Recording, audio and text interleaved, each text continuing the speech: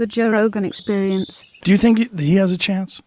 Oh, absolutely. Bernie Sanders? You really do? Okay, well, let me ask you this. Attack? Absolutely, I do. Now, let me ask you this. Who of the Democrats do you foresee really beating him? Beating Trump? No, beating Bernie in the primary. Well, It's a good question, right? it's a very good question. He's got a lot of support, for sure. But Elizabeth Warren seems to have a lot of support right now, too. Okay, so that's your answer, right, Elizabeth Warren? Yeah, I would say, well, Joe Biden's fucked.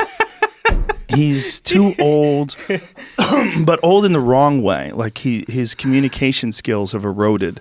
He flubs his words. He looks exhausted. He looks like he's just waiting for them to shut the door so he can take a big deep breath and just sink into the couch. You know what I'm saying? Oh, I know exactly what you're saying. And sometimes I feel bad because it appears like he genuinely has cognitive decline. Yeah, so he does. So I don't like to make fun of it. But then when he goes out there in the debate and he starts like angrily ranting and he says, you know, we got to play the record player at night, make sure the kids hear words. It's like, that made less than no sense, man. What are you doing? You got to wrap it up. Did you know that his people are actually, they have a plan.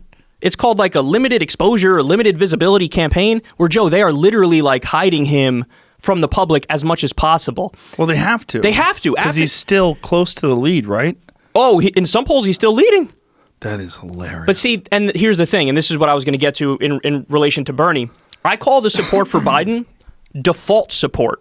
So default support is people who don't necessarily follow politics that closely, but they might be a registered Democrat, and they're asked, hey, who do you support in the 2020 election? I don't know who's running. Oh, Biden? Oh, I know Biden. He was the VP of Obama. Sure. Yeah, Biden. Why not? That's the kind of support I think Joe Biden has, where that is very, very likely to kind of dwindle away. And we're seeing it right now because when you look at the fundraising numbers, Bernie is breaking all records when it comes to individual donations, even outraising Trump. And Trump's a beast on the campaign trail. He's nothing to mess around with on the campaign trail. But he's even outraising Trump when it comes to individual donations. His ground game is airtight. He's got people everywhere making phone calls, knocking on doors, getting involved. And so he has basically an endless well of small individual donor support and an army of people on the ground, whereas Joe Biden is doing so bad that he went back on his pledge like, oh, I won't take super PAC money. Now he's saying, well, if somebody were to make a super PAC and it were to help me out, what do you want me to tell you? Because he raised $9 million in the last quarter. Bernie raised 30. And Joe raised 9. You are so Bernie happy. Look at you. Well, I love politics. I love talking about politics and explaining everything. I know you do, but you're so Bernie happy.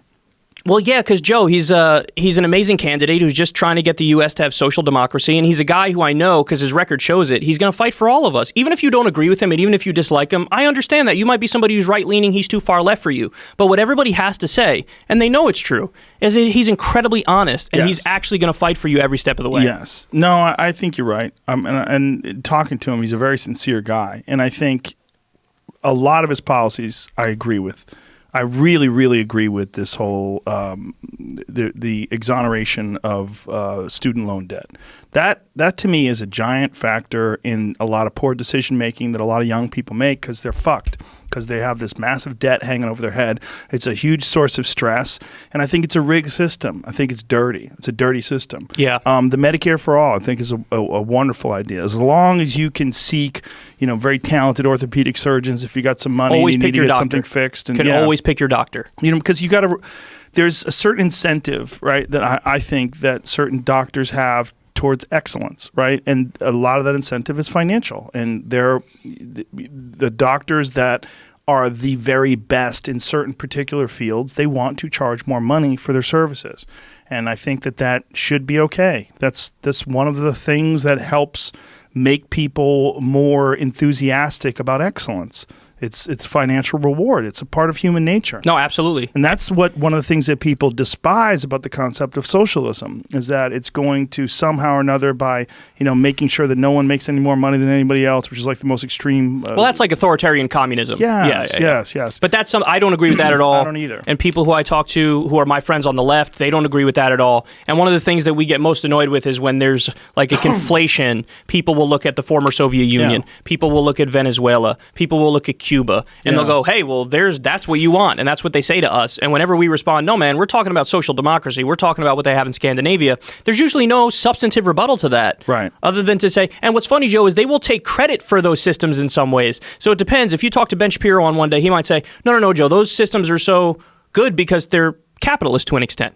Okay, and then if I fire back at Ben and I go, okay, Ben, then let's implement that style of capitalism, he'll switch it and say, no, they're socialists, so we can't do that.